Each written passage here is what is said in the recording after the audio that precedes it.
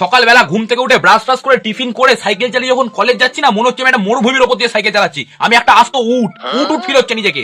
এইরকম গরম। ওই গরমের মধ্যে কালো কুত্তার মতো হাঁপাতে হাঁপাতে শরীরের সবকটা ঘর্মগ্রন্থিকে অ্যাক্টিভ করে কলেজের একটা রুমের মধ্যে পাখা চালিয়ে গিয়ে বসলাম, কারেন্টটা গেল চলে। আর শুধু বসে থাকা নয়, তার মধ্যে স্যারও চলে আসলো, লেকচারও শুরু হয়ে গেল।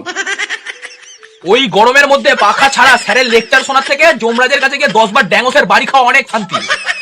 তো যাই হোক, এত কষ্ট সহ্য করে ক্লাস করে যখন বাড়ি আসছি, আরো গরম ভাই, আরো গরম। মনে হচ্ছে আমি সীতা অগ্নি পরীক্ষা দিচ্ছি। বাড়ি আসলাম, ফ্রিজ খুলে একটা জলের বোতল বের করলাম, জলের বোতলে জল দেখছি টকবক করে ফুটছে। কারেন্ট নেই তো, ফ্রিজ বন্ধ। তারপরে বিকেলে ভালো একটু মাঠে গিয়ে খেলে শান্তি পাই। এত ভাবে অত্যাচারিত নিপীড়িত হয়ে গেলাম, শোষিত হয়ে গেলাম। তো বিকেলে মাঠে গিয়ে একটু খেলতে যাই, খেলে একটু 6-4 মেরে শান্তি পাই। তো ব্যাটটা নিয়ে ঘরের বাইরে পা রাখতে যাব, বৃষ্টি শুরু।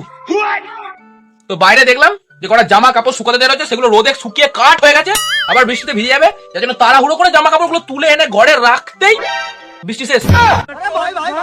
বলতে পারতো যে এই জামা কাপড়গুলো শুকিয়ে গেছে, তুলে নাও। এরকম বৃষ্টি দেওয়ার কি দরকার ছিল? তো যাই হোক, বৃষ্টি যখন কমে গেছে, তাহলে মাঠের দিকে যাওয়া যাক। মাঠে গেলাম, টিম ভাগ হয়ে গেল, টস হয়ে গেল, নিজেদের মধ্যে ঝামেলা হয়ে গেল যে কে প্রথমে ব্যাটে নামবে। সেখানে আমি জিতলাম ঝামেলায়। তো আমি ব্যাট করতে নামবো, আবার বৃষ্টি শুরু। না, এই বৃষ্টি আর 5 মিনিটে কমেনি, সেই বৃষ্টি কমেছে সন্ধ্যে 6টার পর। মানে হতভাগার কপাল, মানে হতভাগারও হতভাগা, মানে লিডার হতভাগা আমি একখানা।